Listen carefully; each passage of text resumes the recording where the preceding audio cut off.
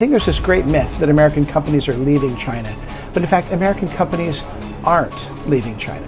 When we talk to our members, about 50% of our members tell us that new investment in China is either their number one or in their top three priority. So I think peak China theory really is an intellectually lazy way to think about China. But what's happened is the economy has matured. And so, of course, the growth rate is going to level off. But it's going to continue to grow.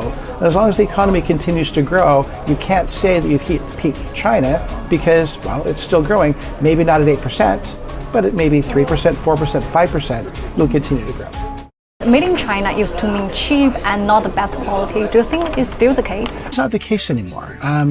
China is, in almost no sector, is China the cheapest place to invest. When you invest in China, is you get access to a very high quality workforce and a very sophisticated and efficient manufacturing ecosystem. And one of the stories that I've been hearing a lot is we have a lot of CEOs that have been in town recently, and when you ask them about their experience investing in other markets, many of them will still tell you when you're trying to diversify your supply chain and you're trying to build capacity outside of China, it's always more difficult, more expensive, and takes longer to create production outside of China than it does inside China.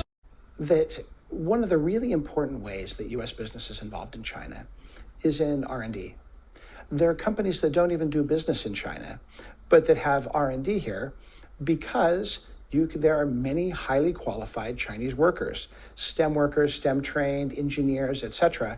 And that if American companies are going to be competitive globally, they need to be able to take advantage of the best research available anywhere on the planet and the best workers anywhere on the planet. In some cases, to be globally competitive, it means they need to be in China. In my role in my day job and in my role at AmCham, a week does not go by when I don't have an American company calling and saying, we want to send our CEO, we want to send our senior leadership. Is it safe? And of course, they don't want a yes or a no. They want an analysis. They want a discussion. And so we talk through them about what are the risks and where would the risks be. And in 99.99% of the time, we're like, of course it's safe, and come. And then I tell them that even my own daughter is coming to study in China.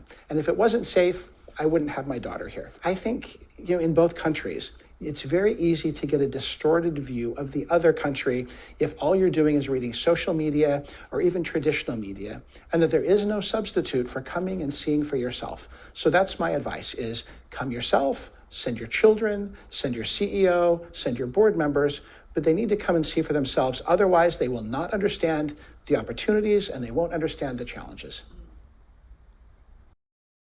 If you're not at the table in the international system, you're going to be on the menu. They don't want to be on the menu. They don't want to be on the table. They want to see how can they be productive and helpful to people in both countries. I used to work at the State Department. I used to work with Tony Blinken. I can tell you what American companies are thinking about. We've seen more CEOs and more delegations coming to China than we've had in a very long time. And that is, they all realize that if you want to understand what's happening on the ground, both the opportunities and the challenges, then you need to come and see it for yourself. American companies are investing more in their China supply chain so they can continue to supply to some of the growing Chinese companies as those Chinese companies go around the globe. They've been a part of China's growth story, but at the same time, they're also helping the American economy grow and be stronger. And so American companies, by coming and investing here, are helping both countries. So they don't want to be on the menu, they don't want to be on the table, and they want to help work with their Chinese partners to put more food on American tables, on Chinese tables, and on tables around the globe.